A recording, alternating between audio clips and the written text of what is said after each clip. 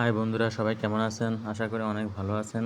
আমি আজকে জলপির আচার একটা রেসিপি আপনাদেরকে দেখাচ্ছি। জলপির আচার কীভাবে আমি দিছি। জলপির আচারটা আমার অনেক ফেভারিট। সব ধরনের আচার আমার অনেক প্রিয়। ছোটোবেলা থেকে আমি আচার খুব পছন্দ করি। আর জলপি আসলে তো জলপির আচার দিতেই হয়। তো গত বছর আমি জলপির আচার দিইনি। এই বছরও দিব করে দেওয়া হচ্ছে না। তারপরে দিয়েও অল্প কিছু জলপি এনে আচার দিলাম। আমি জলপিগুলোকে প্রথমে কুচি করে একটু কেটে নিলাম। নেওয়ার পরে দিয়ে আমি এগুলা আর সাথে শুকনো মরিচ, রসুন আর সরিষা বাটা করে মানে মিডিয়াম বাটা করে জলপাইগুলো আমি একটু ভাপ দিয়ে নিছি। ভাপ দেওয়ার পরে দিয়ে আমি এগুলোর সাথে কালারের জন্য একটু হলুদ দিয়ে আর যে রসুন, মরিচ আর সরিষাগুলো করছি, এগুলো মেখে আমি টাটকা রোদের মধ্যে পানিগুলো শুকানোর জন্য আমি দিয়ে রাখবো একটা পাত্রের মধ্যে। তো আমি এগুলা রোদে শুকিয়ে আনার পরে দিয়ে আমি এগুলা এখন আচার দেবো, মানে আমি তেলে দিব। আমি আচারে কখনো সিরকা ব্যবহার করি না, কারণ সিরকার গ্রানটা আমার ভালো লাগে না।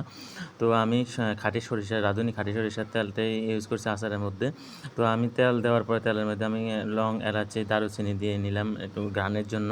তো আমি এর মধ্যে এখন জলপিগুলো দিয়ে দিব। যে জলপিগুলো আমি রাখছি, আমি অল্প কিছু জলপি নিয়েছি, বেশি না। এখানে আধা কেজি থেকে একটু বেশি হবে।